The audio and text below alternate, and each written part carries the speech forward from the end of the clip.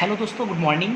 मैं अमरदीप और आप सबका हमारे यूट्यूब चैनल में स्वागत है। लास्ट वीडियो लेक्चर में हम लोग केमिकल बॉन्डिंग में मॉलिक्यूलर ऑर्बिटल थ्योरी पढ़े थे। ठीक है, मॉलिक्यूलर ऑर्बिटल थ्योरी का वो पहला वीडियो लेक्चर था, मतलब लास्ट वीडियो लेक्चर। और आज हम लोग मॉलिक्यूलर ऑर्बिटल का सेकेंड वीडियो लेक्चर पढ़ेंगे। ठीक है, इसके बाद एक और वीडियो लेक्चर होगा एमओटी पर ही, मॉलिक्यूलर ऑर्बिटल थ्योरी पे ही। और इसके बाद जो है आपका पूरी तरह से केमिकल बॉन्डिंग ख़त्म हो जाएगा। ठीक है, तो आज और एक और वीडियो लेक्चर आएगा, तो इसी के साथ हम शुरुआत करते हैं। तो हम पढ़ेंगे इस वीडियो लेक्चर में molecular orbitals for homo atomic bi nuclear molecular species and relative energy content. मतलब हम ये समझाते, पहले जो हेडिंग मैंने लगाया मैं उसको समझाता हूँ। जैसे हम लोग एमओटी में एक चीज़ पढ़ेंगे कि अगर हम लोग एटॉमिक ऑर्बिटल और एटॉमिक ऑर्बिटल को जब मिलाते हैं तो मॉलिक्यूलर ऑर्बिटल का फॉर्मेशन होता है। ठीक है, तो हम क्या कर रहे हैं कि जितने भी bi nuclear homo atomic molecular species है, बाई न्यूक्लियर, बाई मतलब दो, न्यूक्लियर मतलब दो न्यूक्लियस वाला, मॉलिक्यूलर स्पेसिस मतलब दो न्यूक्लियस वाला मॉलिक्यूल, और होमो एटॉमिक का मतलब क्या हुआ कि दोनों जो एटम है, जो दो एटम है, वो दोनों एटम क्या होना चाहिए, सेम होना चाहिए। तो by nuclear homo atomic molecular जितने भी स्पेसिस है, उन सारे स्पेसिस का मॉलिक्यूलर ऑर्बिटल देखेंगे, डायग्राम कैसा होता है। और इसके अलावा उसके रिलेटिव एनर्जी कंटेंट हम लोग देखेंगे कि किस प्रकार से वेरी करता है। तो ये हेडिंग का मतलब हुआ molecular orbital for homo atomic bi nuclear molecular species and relative energy content. तो जैसे फॉर एग्जाम्पल हम कहना क्या चाह रहे हैं, ये homo atomic bi nuclear molecular species का मतलब हुआ जैसे H2, ये आपका देखो, ठीक है ना, ये होमो एटॉमिक है, बाई न्यूक्लियर दो न्यूक्लियस है और मॉलिक्यूलर स्पेसिस है। H2 हो गया, जैसे Li2, जैसे B2, जैसे C2, जैसे N2, जैसे O2, जैसे F2, इन सब की हम बात कर रहे हैं। तो ऐसे bi nuclear homo atomic molecular species का हम लोग मॉलिक्यूलर ऑर्बिटल डायग्राम देखेंगे और उसके रिलेटिव एनर्जी कंटेंट की चर्चा करेंगे। ठीक है, तो इसी के साथ देखते जरा हम। जैसे अगर आप दो एटॉमिक ऑर्बिटल को मिलाते हो तो दो एटॉमिक ऑर्बिटल कई तरह से हो सकता है। जैसे फर्स्ट एटम का 1s atomic orbital, second atom का 1s atomic orbital, first atom का 2s atomic orbital, second atom का 2s atomic orbital, first atom का 2p आएगा, 2p एटॉमिक ऑर्बिटल, 2p में भी 2px 2py 2pz, और सेकेंड एटम का 2px 2py 2pz atomic orbital को जब हम लोग मिलाते हैं, ठीक है, मतलब जो उसको कंबाइन करते हैं। और लास्ट क्लास में मैंने आपको पढ़ाया था कि कॉम्बिनेशन LCM मेथड से हम लोग करते हैं, लीनियर कॉम्बिनेशन है ना मेथड से करते हैं, आपको मैंने पढ़ाया होगा, LCM मेथड से करते हैं। ठीक है, तो उस मेथड के मदद से हम लोग देखेंगे कि कैसे मॉलिक्यूलर ऑर्बिटल का डायग्राम बनता है। क्लियर है? तो पहले हम क्या करते हैं कि जैसे मान लो कि नीचे से ऊपर जाने पे मान लो कि पोटेंशियल एनर्जी आपका क्या हो रहा है, बढ़ रहा है नीचे से ऊपर। ये पोटेंशियल एनर्जी का मान लो कि लाइन, ठीक है, नीचे से ऊपर पोटेंशियल एनर्जी का। अब देखो क्या है कि बढ़िया समझना है यहाँ पे जरा। जैसे अगर मान लो कि दो एटम के अगर 1s को मिलाएंगे, बढ़िया से दो एटम को 1s को मिलाएंगे, और चूँकि दोनों एटम आपका होमो है तो अब ये से दोनों का 1s जो है होमो है, मतलब लिथियम का 1s दोनों का एनर्जी क्या होगा, सेम होगा। लेकिन अगर लिथियम और सोडियम को अगर हम मिलाते हैं, लिथियम और सोडियम के अगर 1s को मिलाते हैं तो दोनों का 1s सेम नहीं होगा, दोनों का एनर्जी अलग अलग होगा। तो हम पहले ही मेंशन कर चुके कि homo atomic bi nuclear molecular species का हम लोग और मॉलिक्यूलर ऑर्बिटल डायग्राम पढ़ रहे हैं। तो अब ये से अगर इसको हम 1s मतलब पहले वाले एटम का 1s और दूसरे वाले भी एटम का 1s दोनों को बराबर एनर्जी क्यों दिखा रहे हैं, क्योंकि दोनों एटम सेम है। ठीक है, तो अगर सेम फेज में कॉम्बिनेशन होता है, सेम फेज में, तो सेम फेज में कॉम्बिनेशन होने से क्या बनेगा, मॉलिक्यूलर ऑर्बिटल बनेगा, ये बॉन्डिंग मॉलिक्यूलर ऑर्बिटल बनेगा। तो ये नीचे ऐसे आएगा, ये मैंने पहले क्लास में पढ़ाया था। और इसको हम लोग क्या बोलेंगे, 1s होने से हमेशा क्या बनता है, सिग्मा बनता है, तो सिग्मा 1s इसको बोलेंगे। और अगर जहाँ ये बॉन्डिंग मॉलिक्यूलर ऑर्बिटल हुआ, और जहाँ अगर अपोजिट फेज में अगर कॉम्बिनेशन हुआ, तो अपोजिट फेज में कॉम्बिनेशन कारण क्या होगा, एनर्जी बढ़ेगा, और एनर्जी जब बढ़ेगा तो उसके कारण जो बनेगा उसको हम लोग क्या बोलेंगे, anti bonding molecular orbital, sigma star 1s बोलेंगे इसको, सिग्मा स्टार 1s। क्लियर? यहाँ तक इसमें कोई दिक्कत नहीं होना चाहिए। अच्छा, फिर अगर मान लो कि अब दूसरे एटम को क्या करते हैं हम लोग ये तो 1s था, अब मान लो कि 2s को मिलाते हैं, पहले एटम का 2s दूसरे एटम का 2s, अब ये से 1s से ज़्यादा एनर्जी होता है 2s का, तो इसका मतलब कि इसके ऊपर जाएगा। फिर उसके बाद 2p का मिलाएंगे तो थोड़ा सा जगह कम है, तो हम ऐसा करते हैं ना कि पहले बढ़िया से थोड़ा समझना, गड़बड़ा जाएंगे नहीं तो आप लोग। हम लोग क्या करते हैं, पहले इसको 2 मान लेते हैं। जैसे अगर मान लो कि 1s 1s को मिलाते हैं, इस चीज़ को हम नीचे दिखा दे रहे हैं। ये मान लो 1s है, ये 1s है, ठीक है। अपोजिट फेज में, सेम फेज में अगर हुआ तो बॉन्डिंग मॉलिक्यूलर ऑर्बिटल का फॉर्मेशन होगा, एनर्जी घटेगा, नीचे चला आएगा। ये इसको बोलेंगे हम लोग सिग्मा, सिग्मा बोलेंगे 1s, ठीक है। और अगर जहाँ अपोजिट फेज में, ठीक है, कॉम्बिनेशन हुआ, एंटी बॉन्डिंग मॉलिक्यूलर ऑर्बिटल का फॉर्मेशन होगा, जिसको हम लोग बोलेंगे sigma star 1s, sigma star 1s। तो अब इसके बाद हम लोग 1s 1s का भी कॉम्बिनेशन कराएं। इसके बाद हम कराते हैं 2s 2s का कॉम्बिनेशन। तो अगर आप 2s और 2s का कॉम्बिनेशन कराओगे तो इसके नीचे तो नहीं आएगा, क्योंकि 1s से ज़्यादा एनर्जी किसका है, 2s का है। तो इसका मतलब पोटेंशियल एनर्जी के ग्राफ पे ये ऊपर जाएगा। तो ऊपर देखो हम रख दिए यहाँ पे। तो ये दोनों अगर अपोजिट फेज में, सॉरी सेम फेज में कॉम्बिनेशन किया तो बॉन्डिंग मॉलिक्यूलर ऑर्बिटल फॉर्मेशन किया, जिसको हम लोग सिग्मा 2s बोलेंगे। शुरुआत में सिखा चुके हैं ये सब चीज़ें। और अगर अपोजिट फेज में अगर कॉम्बिनेशन हुआ तो इसको हम लोग बोलते हैं एंटी बॉन्डिंग मॉलिक्यूलर ऑर्बिटल, जिसको हम लोग डिफरेंशिएट करने के लिए स्टार लगा देते हैं। सिग्मा स्टार 2s का फॉर्मेशन करेगा, 2s। क्लियर है। इसके बाद अब हम क्या करते हैं कि पहले एटम का p और दूसरे एटम के p को एक साथ हम कॉम्बिनेशन करते हैं। लेकिन p में भी आपको पता है कि 3 ऑर्बिटल होता है, px py pz, ठीक है। तो पहले एटम का भी 2p px py pz, दूसरे वाला एटम का भी 2p px py pz। और आपको पता है एटॉमिक स्ट्रक्चर से कि px py pz इन सब का एनर्जी क्या होता है, सेम होता है। तो हम एक बार ला रहे हैं ऐसे, ठीक है। ये मान लो कि 2px उतना ही एनर्जी, 2py और उतना ही एनर्जी 2pz का, ठीक है। और दूसरे वाला एटम का ये उतना ही एनर्जी रहेगा, सेम एनर्जी 2px, उतना ही 2py और उतना ही एनर्जी 2pz, ये होगा। क्लियर यहाँ तक। अब आते हैं ज़रा। अब देखो क्या है कि आपको पता है कि x y z, px py pz ये तीनों एक दूसरे के परपेंडिकुलर है। क्लियर है यहाँ तक। अब मेरा ये कहना है कि अगर, बढ़िया सीखना है यहाँ पे, अगर मान लो, ठीक है, px py pz वो तो अपने ऊपर है, हम कोई भी मान सकते हैं x y z, ठीक है ना, मान लेते हैं। तो अगर मान लो समझने के लिए कि अगर आपका px, बढ़िया से, अगर आपका px py pz, इसको ऐसे मान लेते हैं, तो कॉम्बिनेशन करने में हमको दिक्कत नहीं हो। ये x इसको मान लेते हैं, इसको z मान लेते हैं, दिक्कत नहीं होगा। कॉम्बिनेशन करने में थोड़ा सा प्रॉब्लम आएगा। अगर मान लो z y x y z, ठीक है, चीज़ें सेम ही, क्योंकि तीनों की एनर्जी सेम, इन तीनों का भी सेम है, ठीक है। अब क्या हम बोल रहे हैं कि चूंकि x y z तीनों क्या होता है, परपेंडिकुलर होता है। तो अगर परपेंडिकुलर होगा तो कोई एक, इस एटम का कोई एक अगर p ऑर्बिटल इसके p ऑर्बिटल के साथ कंबाइन करेगा एक्सियली, तो बचे हुए जो दो होंगे वो एक दूसरे के साथ लेटरल कॉम्बिनेशन करेगा। लेटरल, अगर एक्सियल कॉम्बिनेशन होगा तो सिग्मा बनेगा, और अगर एक एक्सियल कर लिया तो इसका मतलब कि बचा हुआ जो दोनों का दोनों वो क्या करेगा, लेटरल कॉम्बिनेशन होगा। और लेटरल कॉम्बिनेशन, लेटरल ओवरलैपिंग से क्या बनेगा, हमारा पाई बॉन्ड का फॉर्मेशन होगा। और एक चीज़ मेरे को ये बताओ कि जैसे आप ऐसे ही समझो ना, जैसे जिसमें यहाँ पे थोड़ा सा रफ में दिखा रहा हूँ। जैसे मान लो कि एक एटम ए है, ठीक है, एटम ए है और इसके पास px py pz, तो ये मान लो कि x है, इसका डम्बल ये x हो गया, ये आपका y है, ऐसे मान लो। और ये जो परपेंडिकुलर ऐसे है, ये क्या है, इसका z है। a का भी अगर मान लो कि a सेम एटम है, ये x है इसका, ये मान लो y है, और ये मान लो क्या है, z है। तो ये जब दोनों कॉम्बिनेशन करेगा, इन दोनों के बीच में जब कॉम्बिनेशन होगा, ये वाला ये दोनों जब कंबाइन करेगा, तो आपको नहीं लगता है कि ये वाला, ठीक है, मतलब py और ये वाला आपका pz मतलब ये वाला pz जो होगा, ये वाला सॉरी यहाँ पे ये px होगा, ऐसे दिखाना चाहिए हमको, जो भी हो, ये pz जो होगा वो आपको नहीं लगता है कि ये अगर एक्सेल करेगा तो बचा हुआ दोनों क्या होगा, लेटरल ओवरलैपिंग करेगा। तो सेम चीज़ है, जैसे अगर इसके कारण क्या बनेगा, सिग्मा, इन दोनों कारण क्या बनेगा, पाई बॉन्ड। तो सिग्मा और पाई में ज़्यादा स्टेबल कौन है, सिग्मा बॉन्ड, पहले ही हम लोग पढ़ चुके हैं। और चूँकि इफेक्टिव ओवरलैपिंग होता है, सिग्मा बॉन्ड ज़्यादा स्टेबल है। तो अगर ज़्यादा स्टेबल है तो इसका मतलब उसका एनर्जी, पोटेंशियल एनर्जी ज़्यादा कि कम होगा। तो अगर मान लो कि pz और pz ओवरलैप कर रहा है, बढ़िया से pz ओवरलैप कर रहा है, आप px भी करा सकते हैं, कोई बड़ी बात नहीं है, वो तो तीनों सेम ही चीज़ है। अगर pz मान लो कि लीनियर कॉम्बिनेशन कर रहा है, ऐसे कर रहा है कॉम्बिनेशन, एक्सियल ओवरलैपिंग हो रहा है, तो ऑब्वियसली इन दोनों के कारण क्या बनेगा, हमारा इन दोनों कारण बनेगा सिग्मा बॉन्ड।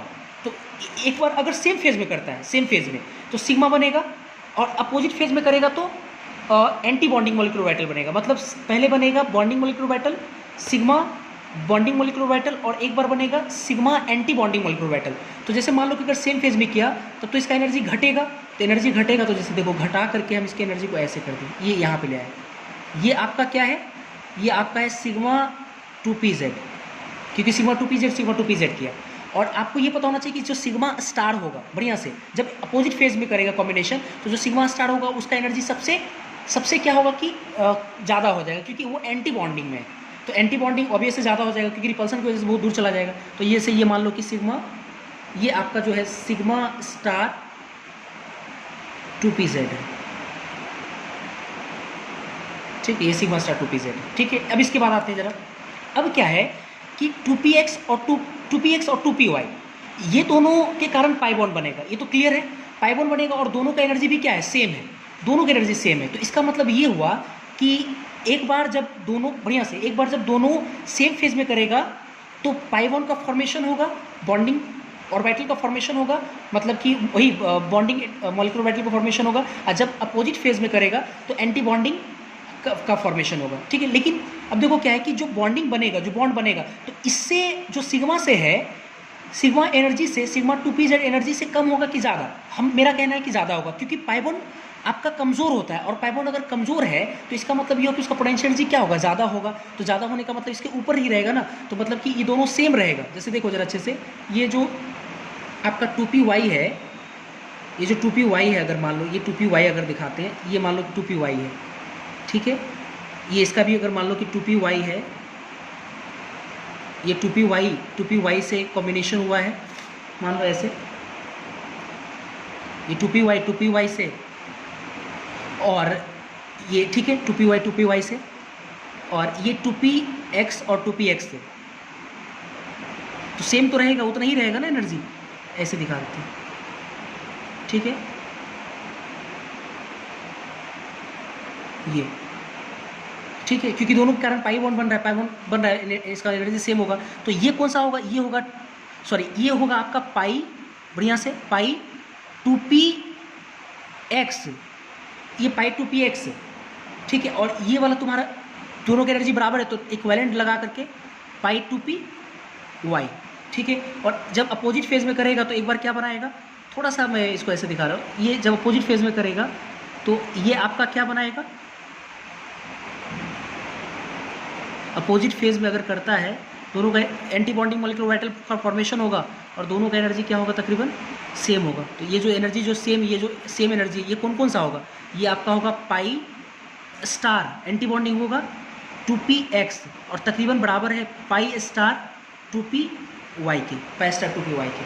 तो इस तरह से हम क्या किए कि जो हेडिंग लगाए हम कि एटॉमिक ऑर्बिटल के कॉम्बिनेशन से मॉलिक्यूलर ऑर्बिटल का फॉर्मेशन होता है।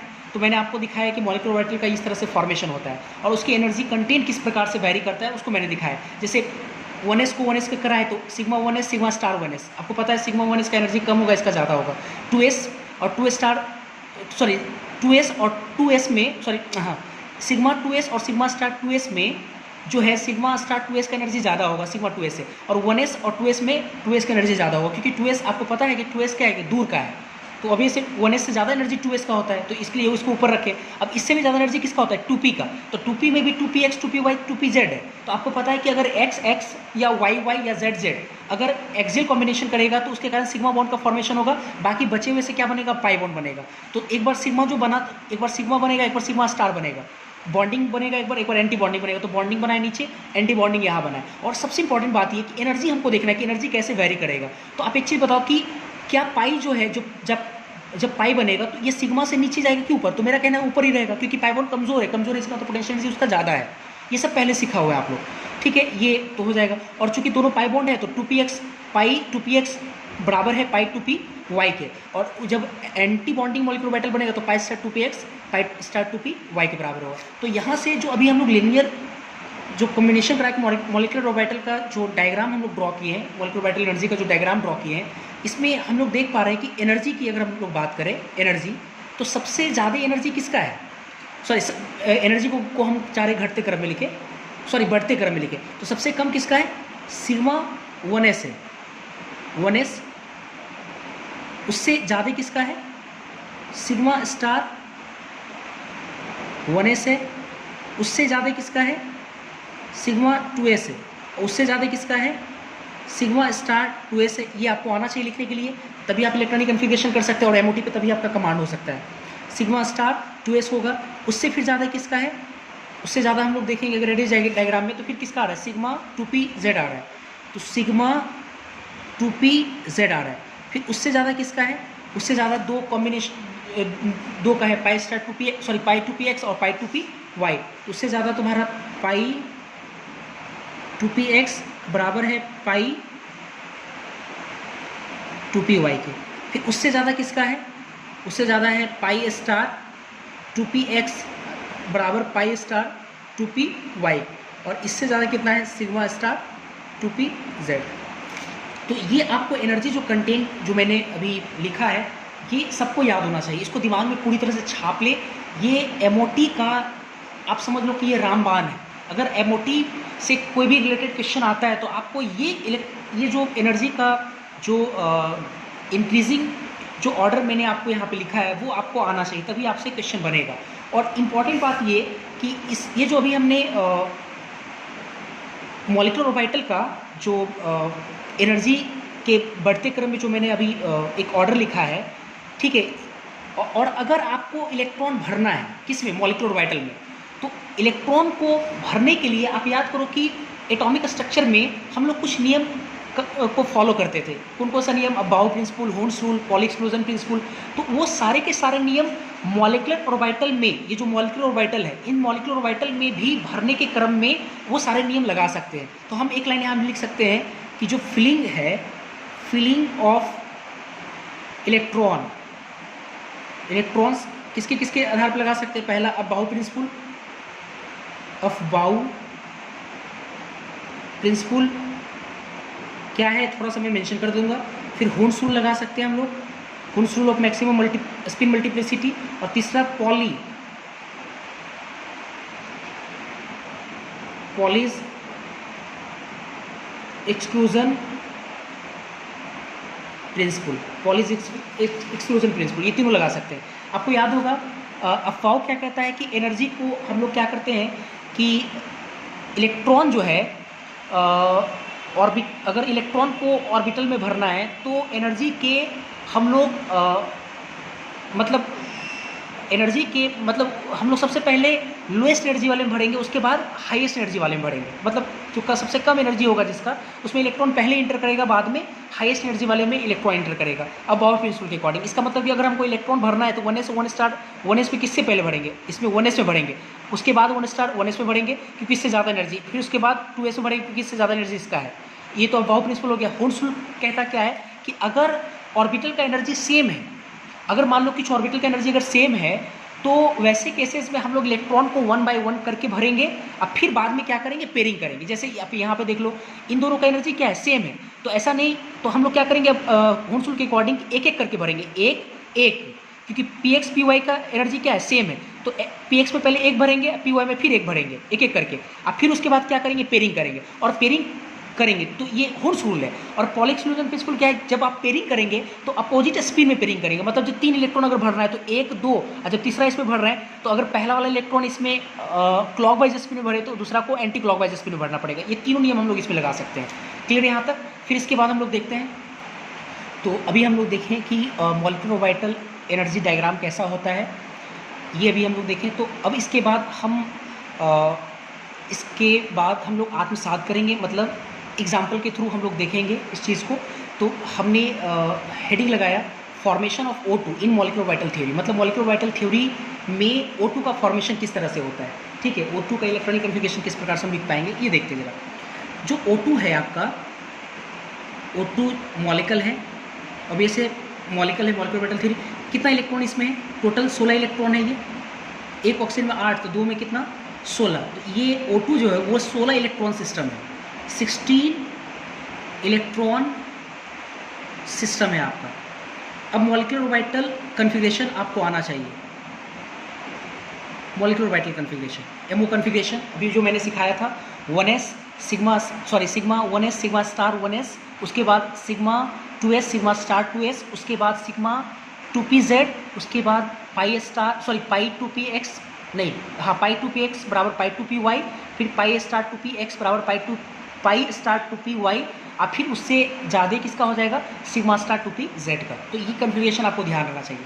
तो इसके आधार पे अगर मॉलिक्यूलर ऑर्बिटल अगर कन्फिग्रेशन अगर हम लोग करें तो पहले क्या करेंगे, सिग्मा 1s2, ठीक है, उसके बाद उससे ज़्यादा किसका है, सिग्मा स्टार 1s2, फिर उसके बाद सिग्मा 2s2, फिर उसके बाद सिग्मा स्टार 2s2, उसके बाद सिग्मा 2pz2, यही होगा ना 2pz2, तो कितना भर दिए, 2 4 6 8 10, उसके बाद 16 है मेरे पास। अब इसके बाद क्या है कि pi two p x pi two p y है, तो एक एक करके भरेंगे, 4 चला जाएगा, 1 2 3 4, तो इसका मतलब कि पाई टू पी एक्स 2 और चूँकि बराबर है pi two p y 2, sorry two p y 2, तो कितना हो गया, 2 4 6 8 10 12 14, 2 इलेक्ट्रॉन और भरना है। तो अगला वाला तुम्हारा क्या है, अगला वाला है पाई स्टार 2px, लगभग बराबर है पाई स्टार 2p वाई के। तो इसमें भी एक जाएगा, इसमें भी एक, क्योंकि 1 बाई 1 करके भरेंगे। हमारे पास इलेक्ट्रॉन 4 था तो हम लोग एक एक करके भरे यहाँ पे इस वाले में, तो एक एक करके भरे तो 4 चला गया। इसमें एक एक करके भरेंगे तो आपको नहीं लगता है कि एक इसमें जाएगा एक इसमें जाएगा, तो एक इसमें चला गया। और उसके बाद फिर आपका क्या है, सिग्मा स्टार 2pz, तो इसमें तो भराएगा ही नहीं। क्लियर यहाँ तक, ऐसे कन्फिग्रेशन हम लोग लिख दिए। तो 2 4 6 8 10 12 14 15 1 16 ऐसे हम लोग भर लिए, ठीक है। अब देखो क्या है, अब हम लोग अच्छे से इसको देखते हैं, ठीक है। ये आपको समझ में आ गया इलेक्ट्रॉनिक कन्फिग्रेशन। बिल्कुल आप होल्स रूल लगाइए, आप बाउ प्रिंसिपल लगाइए और पॉली एक्सप्लोजन प्रिंसिपल लगाइए, इन सब प्रिंसिपल को लगा करके आप इलेक्ट्रॉनिक कन्फिग्रेशन कीजिए, और ये आपको याद होना चाहिए। अब आते हैं इसमें ज़रा, तो यहाँ से हम ये समझते हैं कि सबसे पहला चीज़ ये कि MOT हम क्यों इंट्रोड्यूस किए। मैंने पहले ही आपको बोला था कि MOT इसलिए इंट्रोड्यूस किया गया क्योंकि VBT बहुत सारी थ्योरीज़ को एक्सप्लेन नहीं करता था। जैसे इसके मैग्नेटिक प्रॉपर्टीज़ को नहीं बता पाता था, है ना, इसके कलर स्पेक्ट्रा को नहीं बता पाता था, है ना, बहुत सारी चीज़ों को नहीं मेंशन कर पाता, इसलिए MOT को इंट्रोड्यूस किया। तो अब देखो क्या है, अब मॉलिक्यूलर ऑर्बिटल थ्योरी के अकॉर्डिंग जब कन्फिग्रेशन लिखे तो ये क्लियर हो जा रहा है कि जो O2 है वो डायमैग्नेटिक सब्सटेंस है कि पैरामैग्नेटिक सब्सटेंस है, ये आप क्लियर कर लोगे कैसे। तो अगर हम लोग देख पा रहे हैं क्या कि यहाँ से यहाँ तक तो पेयर्ड है आपका, लेकिन इस वाले में देखो 2 अनपेयर्ड है, तो आप बोल सकते हैं कि जो O2 है, O2 का अगर फीचर्स की बात करें तो O2 इज पैरा या डाया, तो पैरामैग्नेटिक होगा क्योंकि अनपेयर्ड है। तो मैंने पहले ही पढ़ाया था, अगर अनपेयर्ड इलेक्ट्रॉन रहेगा तो पैरा और पेयर्ड इलेक्ट्रॉन रहेगा तो डाया, तो पैरामैग्नेटिक सब्सटेंस होगा। और कितने से, तो n बराबर कितना 2। मैग्नेटिक मोमेंट भी आप आराम से निकाल सकते हो, न्यू बराबर न्यू एस पढ़ाएंगे कभी, रूट अंडर n+2 से लगाएंगे, n+2 bm, मतलब कितना हो जाएगा, 2 रखोगे तो 2 यहाँ पे 4 दूना 8, लगभग 9 मान कर चलेंगे तो 3 आएगा, लेकिन 2.87 bm ऐसा कुछ आ जाएगा, ठीक है। ऐसे करके हम लोग निकाल लेंगे। और देखते हैं ज़रा, अच्छा एक इम्पॉर्टेंट बात ये, एक वर्ड यूज़ होता है होमो, एक वर्ड यूज़ होता है लूमो। तो होमो ल्यूमो क्या है ये ज़रा समझते हैं। होमो का मतलब होता है HOMO, होमो, वो सेम वाला मेंशन नहीं कर रही है किसी वर्ड का, ठीक है, वो शॉर्ट फॉर्म है होमो, ठीक है, किसी सेंटेंस का ये शॉर्ट फॉर्म है होमो। होमो का मतलब होता है, H मतलब होता है हाईएस्ट, O मतलब ऑक्युपाइड, MO मतलब मॉलिक्यूलर ऑर्बिटल, मॉलिक्यूलर ऑर्बिटल। और लूमो का मतलब होता है LUMO, ल्यूमो, L मतलब लोएस्ट, U मतलब अनऑक्युपाइड और मॉलिक्यूलर ऑर्बिटल, ठीक है, होमोल्यूमो, इसका मतलब ये हुआ।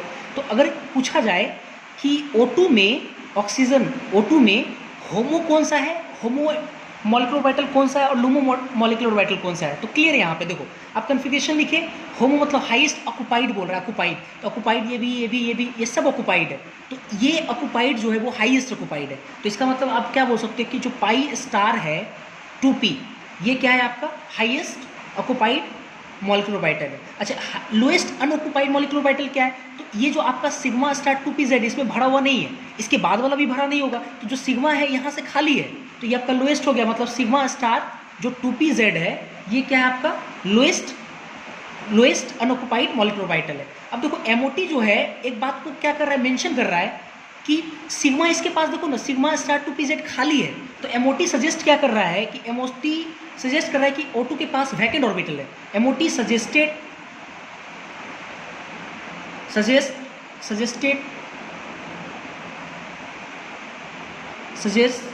वैकेंट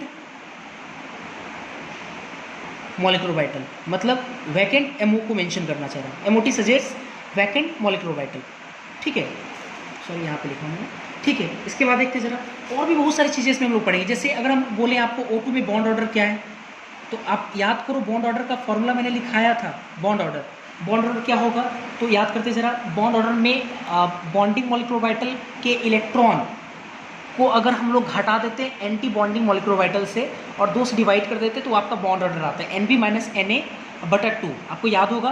तो बॉन्डिंग कौन होता है, सिग्मा, मतलब जिसमें स्टार नहीं लगा वो बॉन्डिंग है, और जिसमें स्टार लग गया वो क्या है, एंटी बॉन्डिंग है। तो ये 2 बॉन्डिंग, ये एंटी बॉन्डिंग, तो बॉन्डिंग एंटी बॉन्डिंग कट जाएगा, ये तो बॉन्ड ऑर्डर में आएगा ही नहीं, ये कट जाएगा एक दूसरे से।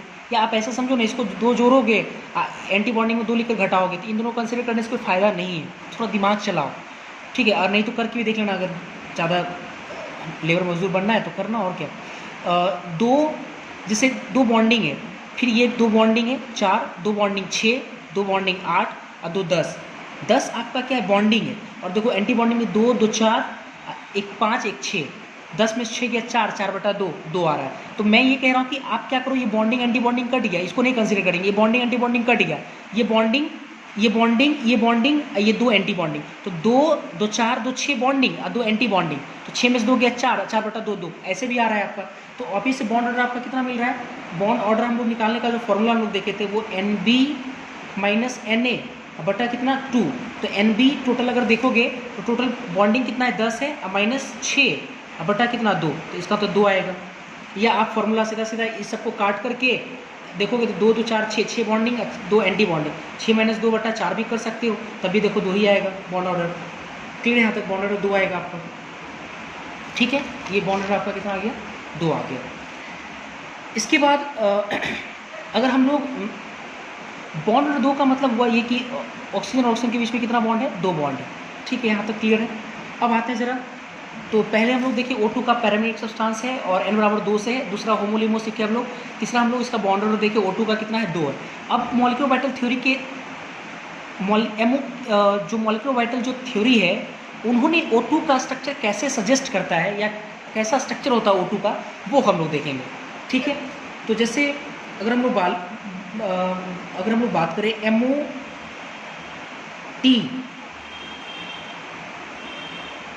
Suggested structure of O2, MO2 जो है वो सजेस्ट करता है O2 का स्ट्रक्चर कैसा होगा, ठीक है।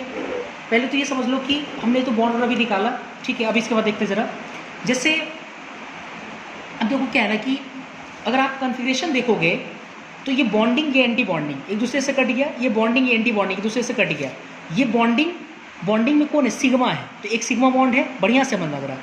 और अच्छे से देखना जरा, यहाँ पे पाई में 2, यहाँ पाई में कितना इलेक्ट्रॉन है, सिग्मा जो है 2 इलेक्ट्रॉन है, तो 2 इलेक्ट्रॉन से सिग्मा बना रहा है, ये सब तो कट गया। अच्छा, और जो पाई है उसमें 2 2 4 और 2 6, मतलब जो बॉन्डिंग है, बॉन्डिंग में पाई इलेक्ट्रॉन का संख्या 4 है, 2 2 4, और एंटी बॉन्डिंग में जो पाई इलेक्ट्रॉन का संख्या वो 2 है।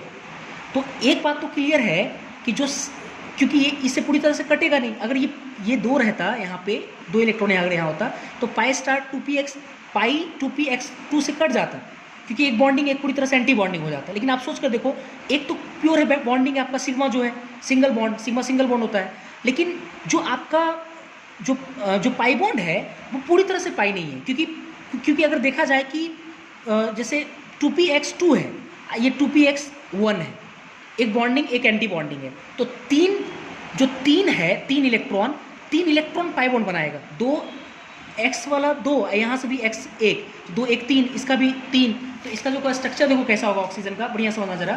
ऑक्सीजन हम बनाएंगे ऐसे MOT के द्वारा, ऐसे ऑक्सीजन सिंगल बॉन्ड O, इसका मतलब कि ये सिंगल बॉन्ड, ये किसको रिप्रेजेंट कर रहा है, ये जो आपका है सिंगल बॉन्ड, ये हो गया आपका 2 इलेक्ट्रॉन सिग्मा बॉन्ड, ये 2 इलेक्ट्रॉन सिग्मा बॉन्ड हो गया, जैसा कि हम लोग देख भी पा रहे हैं, ठीक है। और अब क्या है कि इसके बीच में पूरी तरह से पाई नहीं है, ठीक है, पूरी तरह से पाई नहीं है। हाँ, पूरी तरह से मतलब पाई बोल सकते हो कि है, लेकिन 2 इलेक्ट्रॉन सिस्टम वाला पाई नहीं है। तो यहाँ पे 3 इलेक्ट्रॉन एक्स में है, ये 2p x में, और 3 इलेक्ट्रॉन जो तुम्हारा वो 2p y में। तो मतलब ये जो 3 इलेक्ट्रॉन का पाई है, ये भी क्या है, 3 इलेक्ट्रॉन का पाई है। तो मैं इसको लिख सकता हूँ ऐसे 3 इलेक्ट्रॉन पाई बॉन्ड है ना, 3 इलेक्ट्रॉन पाई बॉन्ड है। तो इस तरह से स्ट्रक्चर ये MOT सजेस्ट करता है। मतलब अगर फाइनली इसको देखा जाए तो हम ऐसे लिखेंगे, ये जो मैं बोल करके समझाया कि 3 इलेक्ट्रॉन पाई, तो ऐसे नहीं, आप सीधा O सिंगल बॉन्ड 3 इलेक्ट्रॉन यहाँ, 3 इलेक्ट्रॉन यहाँ दिखाएंगे, और ऑक्सीजन। ये आपका MOT सजेस्ट करता है कि O2 का स्ट्रक्चर ऐसा होगा। और आप लोग VBT के अकॉर्डिंग O2 का स्ट्रक्चर आप लोग ऐसा बनाते थे, O double bond O, 2 lone pair इसके पास और 2 लोन पेयर इसके पास। तो ये MOT के अकॉर्डिंग नहीं होगा स्ट्रक्चर, ठीक है, ये स्ट्रक्चर को सजेस्ट करता है, ठीक है। इसके बाद हम लोग देखते हैं, तो O2 पे हम लोग विशेष चर्चा करेंगे, वो इसलिए क्योंकि सवाल जो है आपके O2 वाले पोर्शन से ज़्यादा आता है। अब ये एक चीज़ और जान लो कि MOT जो है वो लिमिटेड है, ये जान लो, क्योंकि वो MOT जो है हम लोग किसके लिए पढ़ रहे हैं, होमो एटॉमिक बाइन्यूक्लियर मॉलिक्यूलर स्पेसिस के लिए पढ़ रहे हैं। तो अब हम लोग देखेंगे O2 और O2 से बने हुए जितने भी मॉलिक्यूलर स्पेसिस है, हम लोग उसका स्ट्रक्चर देखेंगे, उसके बॉन्ड ऑर्डर के बारे में बात करेंगे, और उसकी मैग्नेटिक प्रॉपर्टीज़ के बारे में बात करेंगे। अभी इससे पहले हम लोग सिर्फ O2 के बारे में बात किए, तो O2 के बारे में बात किए तो O2 का स्ट्रक्चर देखे, O2 का बॉन्ड ऑर्डर 2 निकला, और O2 का जो मैग्नेटिक नेचर आया था वो पैरामैग्नेटिक सब्सटेंस आया था N=2 से। तो अब हम लोग देखेंगे O2 और O2 के मॉलिक्यूलर स्पेसिस। तो O2 और O2 के मॉलिक्यूलर स्पेसिस क्या क्या हो सकता है। तो पहला तो ये O2 खुद एक है मॉलिक्यूलर स्पेसिस, और इसके बहुत सारे मॉलिक्यूलर स्पेसिस, जैसे एक इलेक्ट्रॉन अगर निकाल दे तो O2 पे सिंगल प्लस, एक इलेक्ट्रॉन और निकाल दे तो O2 पे डबल प्लस, ठीक है, एक इलेक्ट्रॉन ऐड कर दे तो O2 पे सिंगल माइनस, दो इलेक्ट्रॉन ऐड कर दे तो O2 पे डबल माइनस। तो आपको पता होगा O2 पे सिंगल माइनस को हम लोग बोलते हैं सुपर ऑक्साइड, O2 पे डबल माइनस, O2 पे डबल माइनस, O2 पे सिंगल माइनस तो सुपर ऑक्साइड, O2 पे डबल माइनस तो इसको हम लोग बोलते हैं पर ऑक्साइड, ठीक है। ये सब O2 का क्या है, मॉलिक्यूलर स्पेसिस है। तो इसमें हम लोग बात करेंगे कि पैरा है कि डाया है। पहला पैरा डाया मतलब मैग्नेटिक सब्सटेंस या मैग्नेटिक नेचर की हम लोग बात करेंगे। उसके बाद पैरा है कि डाया है, इसकी बात करेंगे हम लोग। बॉन्ड ऑर्डर क्या है, BO, ये भी देखेंगे हम लोग, और साथ ही साथ देखेंगे इसका स्ट्रक्चर क्या है, ठीक है, इसका स्ट्रक्चर क्या है। मैं एक बात बता देता हूँ आपको, अगर आपको वो कॉन्फ़िगरेशन याद है, एकदम दिमाग में अगर फिक्स्ड है वो कॉन्फ़िगरेशन, आप यकीन मानो इन सब चीज़ों में आपको छोटी सी भी प्रॉब्लम नहीं होने वाला है। और ये भी यकीन मानो कि जब इससे क्वेश्चन आता है तो वो एकदम आप देखोगे और मुस्कुराओगे, और क्वेश्चन में बस टिक लगाना, बस इस तरह का क्वेश्चन रहेगा, देखना है, मुस्कुराना और टिक आउट लगाना है, यही रहेगा सवाल। तो देखो जरा अच्छे से, O2 में अगर बात करें, O2 का वही हम लोग तुरंत देखें, N बराबर कितना 2, बॉन्ड ऑर्डर कितना 2, और स्ट्रक्चर हमारा भी O single bond, 3 pi electron O, ऐसा बनता था स्ट्रक्चर, ठीक है, ये हम लोग देख चुके हैं। अब O2 पे सिंगल प्लस है, O2 पे सिंगल प्लस का मतलब क्या हुआ कि एक इलेक्ट्रॉन निकाल दिए। आपको याद होगा कि जो आपका होमो था, हाईएस्ट ऑक्युपाइड मॉलिक्यूलर ऑर्बिटल, वो पाई स्टार 2px और पाई स्टार 2py था, एक इलेक्ट्रॉन था।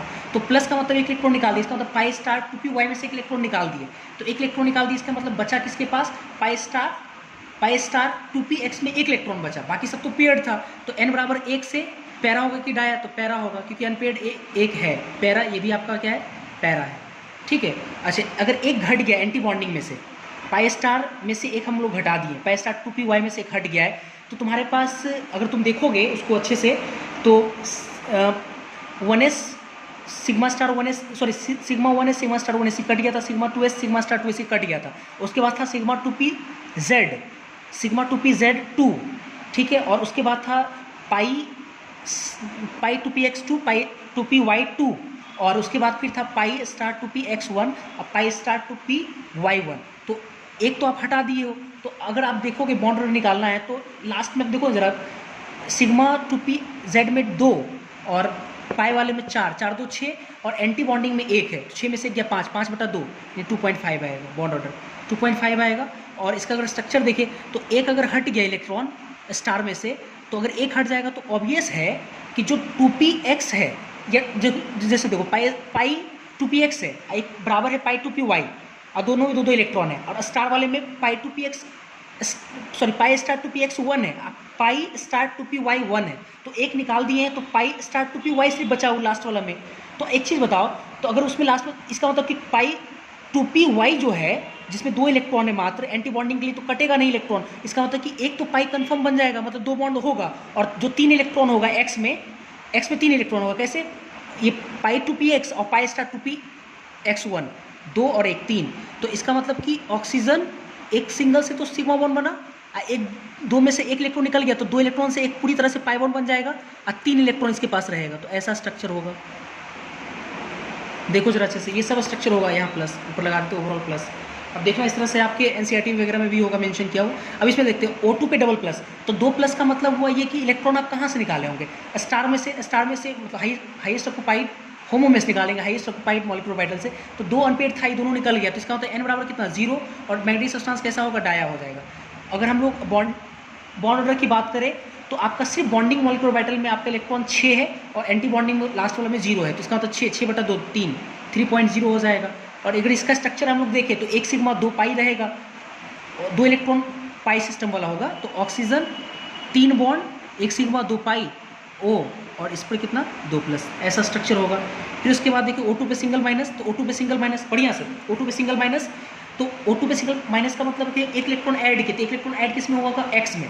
तो X में अगर ऐड हुआ है तो पहले X कौन सा? स्टार वाले में, pi star two p x में एक ऐड हुआ है, तो pi star two p x 2 हो गया। अब पहले है आपका पाई टू पी एक्स 2 है, तो वो तो कैंसिल हो गया, तो एक तो सिग्मा रह गया और एक 3 इलेक्ट्रॉन का सिस्टम हो गया। तो आपके पास देखो ना O2 माइनस में अगर देखा जाए तो एक अनपेड बचेगा, तो n बराबर 1, ठीक है, n बराबर 1। तो ये ऑब्वियसली ये क्या है? डाया है, नहीं सॉरी पैरा है। और ये बॉन्ड ऑर्डर की बात करेंगे तो कितना हो जाएगा? पहले था 2 एंटी बॉन्डिंग में, अब 3 हो गया, तो 6 - 3 अब बटा 2, तो 1.5, तो ये 1.5 आ जाएगा। और स्ट्रक्चर की बात करेंगे तो अभी थोड़ा पहले समझा रहे कट जाएगा, pi star two p x से pi two p x 2 cut जाएगा, तो आपके पास एक तो सिग्मा O के साथ तो है ही बचा हुआ, और उसके बाद 3 इलेक्ट्रॉन बचेगा, एक Y में स्टार Y में, pi star two p y में एक बचेगा, और पाई टू पी वाई में 2 बचेगा। तो इसका मतलब कि 3 ये हो जाएगा, तो ऑक्सीजन सिंगल बॉन्ड ये हो जाएगा। ऐसे करके हम लोग क्या दिखा सकते हैं? एक माइनस दिखा देंगे। उसके बाद ऑक्सीजन पे O2 पे डबल माइनस है, O2 पे डबल माइनस मतलब कि 2 इलेक्ट्रॉन ऐड हुआ है, तो 2 इलेक्ट्रॉन किस में ऐड किए होंगे? एंटी बॉन्डिंग मॉलिक्यूलर ऑर्बिटल में, दोनों पेड हो गया होगा।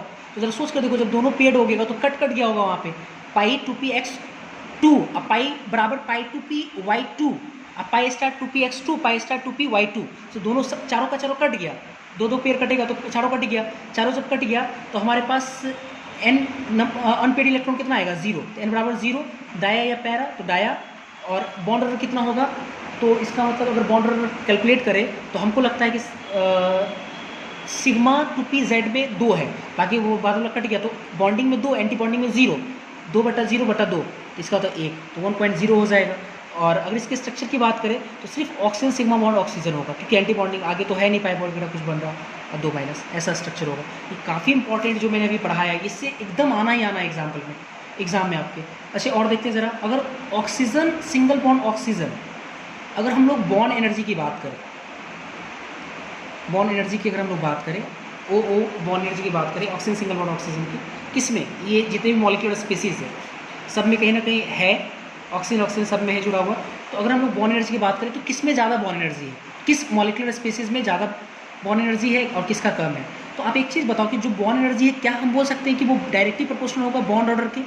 डायरेक्टली प्रोपोर्शनल, ऑब्वियस है। क्यों डायरेक्टली प्रोपोर्शनल? क्योंकि बॉन्ड ऑर्डर जो है वो नंबर ऑफ बॉन्ड बताता है 2 ऑक्सीजन के बीच में कितना है। तो 2 ऑक्सीजन के बीच में जितना ज़्यादा बॉन्ड होगा तो उतना ही उन दोनों के बीच का स्ट्रेंथ होगा, एकता में ही है ना। मतलब अरे हम लोग कहानी पढ़ते थे, मतलब वो एकता में ही बल है, तो अब ये से एकता में ही बल है, तो अगर जितना ज़्यादा वहाँ पे नंबर ऑफ बॉन्ड्स होगा 2 के बीच में, तो एकता ज़्यादा है, वहाँ पे बॉन्ड ज़्यादा है तो बल ज़्यादा होगा, है ना, वहाँ पे ज़्यादा उसका एनर्जी होगा, ठीक है। ऐसे भी तो देखते हैं बॉन्ड ऑर्डर जो कि डायरेक्टली प्रोपोर्शनल होगा। तो बॉन्ड ऑर्डर सबसे ज़्यादा किसका है? आप ऊपर वाले भी देख लो, O2 पे डबल प्लस का है, मतलब O2 पे डबल प्लस का सबसे ज़्यादा है, उसके बाद O2 पे सिंगल प्लस का है, फिर उसके बाद O2 का है, फिर O2 पे सिंगल माइनस का है, फिर O2 पे डबल माइनस का है। इस तरह से हम लोग सजा लेंगे, ठीक है।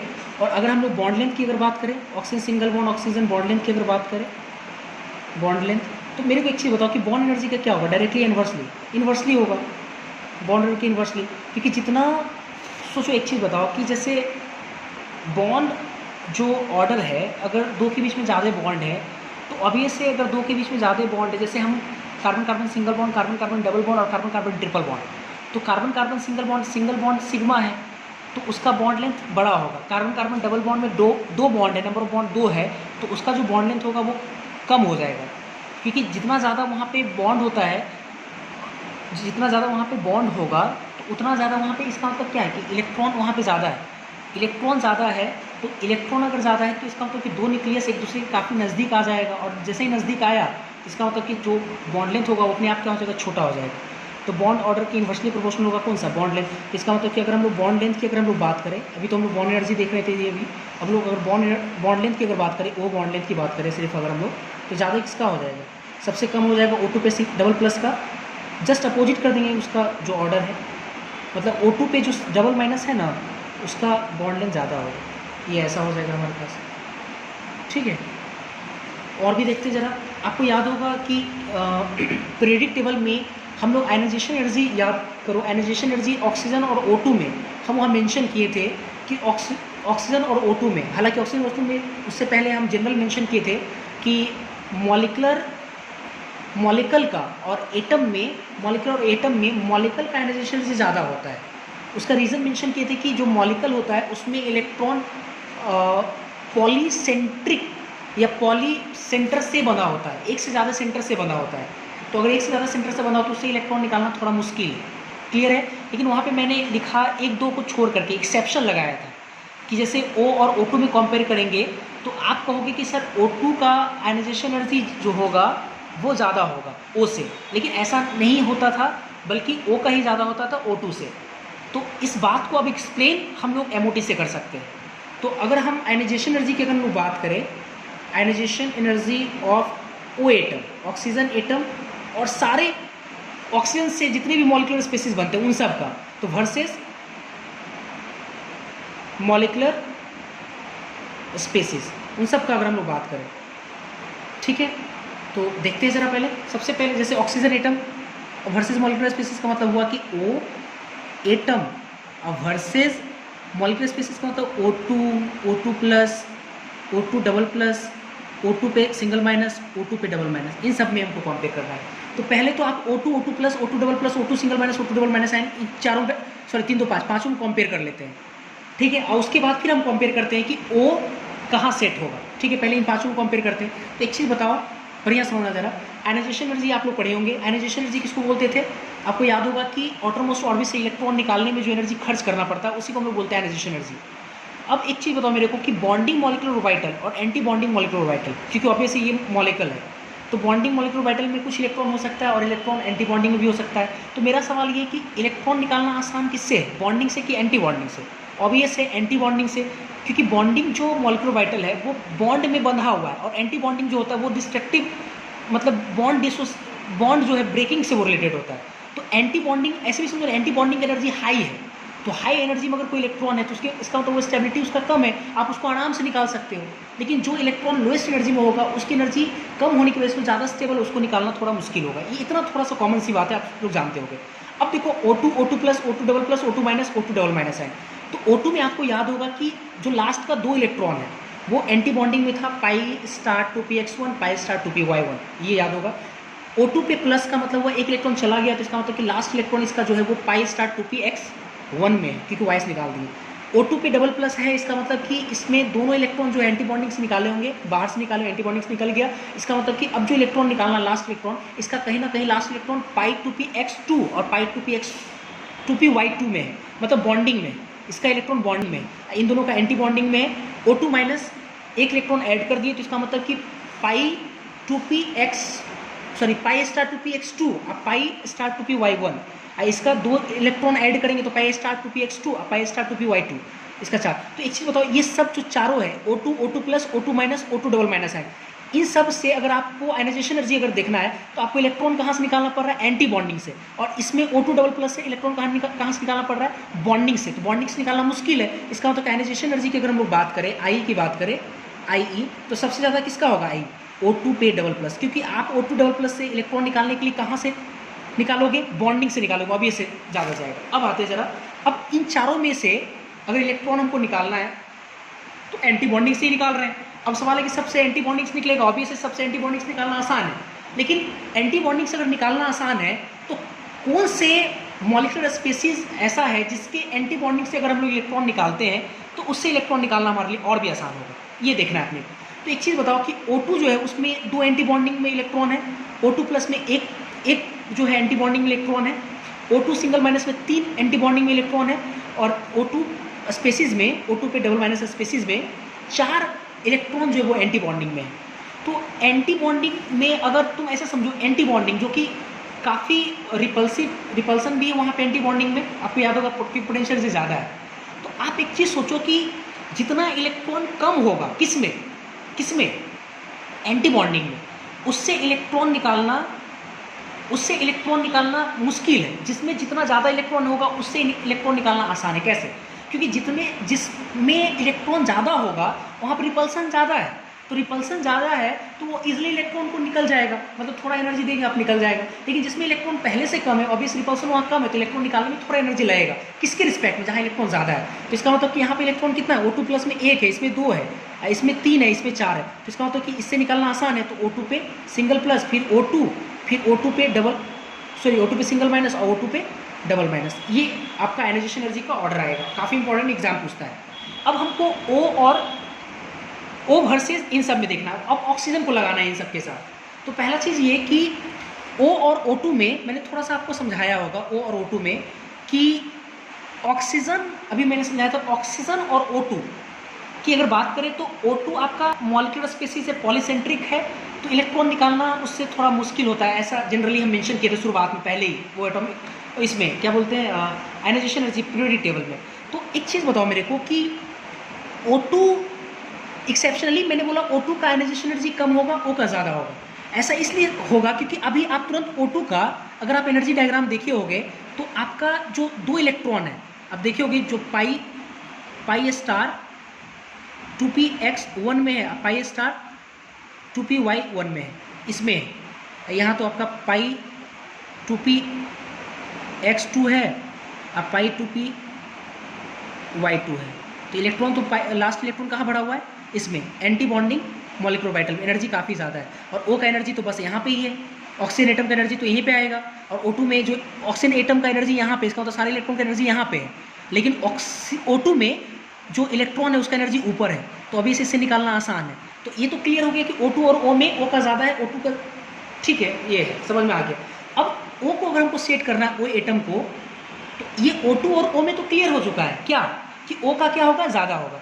अब O2 प्लस और O2 डबल प्लस में O एटम में किसका ज़्यादा होगा। आप एक चीज़ बताओ कि O2 प्लस है तो इसका मतलब अभी इलेक्ट्रॉन यहीं से निकलेगा, एक निकल चुका है ना प्लस का मतलब, तो अभी इलेक्ट्रॉन यहीं से निकलेगा, ठीक है। तो O का अभी भी ज़्यादा ही होगा क्योंकि O का इलेक्ट्रॉन यहाँ पे है, और O2 पे सिंगल प्लस का इलेक्ट्रॉन यहाँ पे है, हाईएस्ट एनर्जी से इजीली निकल जाएगा। और O एटम और O2 डबल में प्लस में आप बात करें तो O2 डबल प्लस का मतलब इन दोनों से निकल गया, अब इलेक्ट्रॉन यहाँ से निकालना है। तो यहाँ से अगर तुमको निकालना है तो कहीं ना कहीं एनर्जी कम हो गया, कम वाले से निकालना है, और O का एनर्जी यहाँ पे और O2 डबल प्लस का एनर्जी यहाँ पे। तो आपको नहीं लगता है कि जो O एटम है वो यहाँ पे सेट कर जाएगा, यहाँ सेट कर जाएगा O एटम, ठीक है, O एटम यहाँ पर सेट कर जाएगा, क्लियर है। तो अब अगर यहाँ सेट कर दोगे, क्लियर है, O एटम में मतलब O2 डबल प्लस का सबसे ज़्यादा, फिर O एटम का, फिर O2 पे सिंगल प्लस का, फिर O2 का उससे कम, O2 माइनस का उससे भी कम, और O2 डबल माइनस का उससे भी कम होगा आयनाइजेशन एनर्जी, ठीक है। एक बात और कि मैंने आपको एक बार पढ़ाया था कि आयनाइजेशन एनर्जी में कि सक्सेसिव आयनाइजेशन एनर्जी का जो वैल्यूज़ होता है वो हमेशा इंक्रीज़ करता है। ये लाइन बहुत महत्वपूर्ण था, याद किए हो, आपको याद भी होगा, सक्सेसिव आयनाइजेशन एनर्जी। तो मेरा ये कहना है ये जो मॉलिक्यूलर स्पीसीज है ना वो एक तरह से अगर देखा जाए तो कहीं ना कहीं सक्सेसिव आयनाइजेशन एनर्जी को दिखाता है। जैसे ये हो गया O2 डबल माइनस आयन का, ठीक है, O2 डबल माइनस आयन से एक इलेक्ट्रॉन निकाल देंगे तो O2 सिंगल माइनस बनेगा, एक इलेक्ट्रॉन फिर निकाल देंगे तो O2 बनेगा, O2 फिर एक इलेक्ट्रॉन निकाल देंगे O2 सिंगल प्लस बनेगा, फिर एक इलेक्ट्रॉन निकाल देंगे O2 डबल प्लस। तो आपको नहीं लगता है कि राइट से लेफ्ट जाएंगे तो ये आप एक इलेक्ट्रॉन निकाल रहे हो, अर्थात हम बोल सकते हैं सक्सेसिव आयनाइजेशन एनर्जीज वैल्यू क्या होगा, इंक्रीजेस। पढ़ते हैं और देख भी रहे हैं कि इधर जाने पे इंक्रीज कर रहे हैं। तो अगर आप पढ़ते हो तो आपको बहुत सारी चीज़ें जो है ना आपको बहुत अच्छे समझ में आएगा, क्योंकि बहुत सारी चीज़ें एक दूसरे को कोरिलेट करता है आपस में, है ना। तो ये हो गया। अभी भी O2 ही मेंशन कर रहे हैं। अब O2 का रेडॉक्स प्रॉपर्टीज़ देखेंगे। O2 और उसके जितने मॉलिक्यूलर स्पीसीज है उनके रेडॉक्स प्रॉपर्टीज़ देखेंगे कि जो मॉलिक्यूलर स्पीसीज है वो रेडॉक्स प्रॉपर्टीज़ मतलब कि ऑक्सीडेशन में पार्टिसिपेट कर सकता है, रिडक्शन में, या नाइदर ऑक्सीडेशन नॉन रिडक्शन। जैसे O2 पर सिंगल प्लस, O2 पे डबल प्लस, O2 पे सिंगल माइनस, O2 पे डबल माइनस। इसका हम लोग को रेडॉक्स प्रॉपर्टीज़ देखना है, मतलब कि ये ऑक्सीडेशन में भाग ले सकता है, मतलब अंडरगोज ऑक्सीडेशन या अंडरगोज रिडक्शन या नाइदर ऑक्सीडेशन नॉर रिडक्शन, मतलब जो ऑक्सीडेशन रिडक्शन पार्टिसिपेट नहीं करें। ठीक है, तो हमको देखना है O2 क्या कर सकता है। क्या O2 ऑक्सीडेशन भाग ले सकता है, रिडक्शन भाग ले सकता है या नहीं ले सकता है। तो ऑक्सीडेशन का मतलब होता है लॉस ऑफ इलेक्ट्रॉन, जो इजीली इलेक्ट्रॉन को लॉस करे ऑक्सीडेशन प्रोसेस कहलाएगा। जो इलेक्ट्रॉन को गेन कर सके आसानी से उसको हम लोग रिडक्शन बोलते हैं। जो लॉस नहीं कर सकते, जो गेन नहीं कर सकते, उसको हम लोग क्या बोल सकते हैं, नाइदर ऑक्सीडेशन नॉर रिडक्शन। ठीक है, हम लोग देखते हैं ज़रा जो O2 है। अभी हम लोग O2 में देखें कि दो उसके पास एंटी बॉन्डिंग में इलेक्ट्रॉन है। ठीक है, 2 इलेक्ट्रॉन आप देखे होंगे, कन्फिगरेशन कर लेना, अपना दिमाग में आएगा। 2 एंटी बॉन्डिंग इलेक्ट्रॉन है, और एंटी बॉन्डिंग का मतलब ये हुआ कि कहीं ना कहीं वो हाईएस्ट एनर्जी पे है 2 इलेक्ट्रॉन, और अगर हाईएस्ट एनर्जी पे है तो उससे इलेक्ट्रॉन निकालना आसान है, तो वो इजीली इलेक्ट्रॉन को लॉस कर सकता है। कौन? O2। इसका मतलब ये किस में पार्टिसिपेट कर सकता है, undergoes oxidation, loss of electron undergoes oxidation. O2 पे सिंगल प्लस, एक प्लस का मतलब वो एक इलेक्ट्रॉन निकल गया, तो एक इलेक्ट्रॉन अभी भी एंटी बॉन्डिंग में है, तो ये भी रिलीज कर ही सकता है, तो इसका मतलब ये भी अंडरगोज ऑक्सीडेशन। O2 पे जो डबल प्लस है का मतलब 2 एंटी बॉन्डिंग से निकल गया। अब जो इलेक्ट्रॉन निकलेगा वो निकलेगा बॉन्डिंग से, तो निकालना चाहेगा नहीं क्योंकि बॉन्ड में बंधा होता है। और इलेक्ट्रॉन गेन कर सकता है क्या, तो इलेक्ट्रॉन गेन नहीं करेगा, क्योंकि जो इलेक्ट्रॉन गेन करेगा वो एंटी बॉन्डिंग में आएगा। तो क्या वो चाहेगा इलेक्ट्रॉन एंटी बॉन्डिंग में रखे, क्योंकि वो हाईएस्ट एनर्जी पे होता है, तो चाहेगा नहीं। तो इसका मतलब कि ये क्या होगा, नाइदर अंडरगोज ऑक्सीडेशन और नॉर रिडक्शन। O2 पे सिंगल माइनस का मतलब हुआ ये कि एक इलेक्ट्रॉन गेन हुआ, तो एक इलेक्ट्रॉन कहाँ आएगा, पाई स्टार 2px1 और पाई स्टार 2py1 था, तो एक इलेक्ट्रॉन ऐड करेंगे तो x में ऐड हो गया, तो पाई स्टार 2px2 और पाई स्टार 2py1। तो एक अभी भी अनपेड है, किसमें तो एंटी बॉन्डिंग में। तो अब ये से अंडरगोज ऑक्सीडेशन, इलेक्ट्रॉन को इजीली रिलीज कर सकता है ये। O2 डबल माइनस का मतलब ये होगा कि 2 इलेक्ट्रॉन इसमें पहले से क्या है, ऐड है 2 इलेक्ट्रॉन, तो 2 इलेक्ट्रॉन अगर ऐड कर देंगे तो इसका मतलब ये होगा कि एंटी बॉन्डिंग में 4 इलेक्ट्रॉन हो गया, और एंटी बॉन्डिंग में 4 इलेक्ट्रॉन हो गया तो ये लॉस करने में आगे होगा, क्योंकि एंटी बॉन्डिंग हाईली अनस्टेबल होता है, तो ये रिलीज़ करेगा। ठीक है, तो ये इसका रेडॉक्स बिहेवियर हो गया। अब इसके बाद इतना पहले आप लोग कंप्लीट करें, इसके बाद फिर हम 1 से 2 लेक्चर में इसको हम तुरंत हटा देंगे। ठीक है, ये कुछ सेकंड का वीडियोस है जिसको आप ले करके स्क्रीनशॉट ले करके लोग कॉपी कर सकते हैं। ये फर्स्ट पेज, ये आपका सेकेंड पेज, ये आपका थर्ड पेज, और ये आपका लास्ट 4th पेज है। फिर आगे देखते हैं।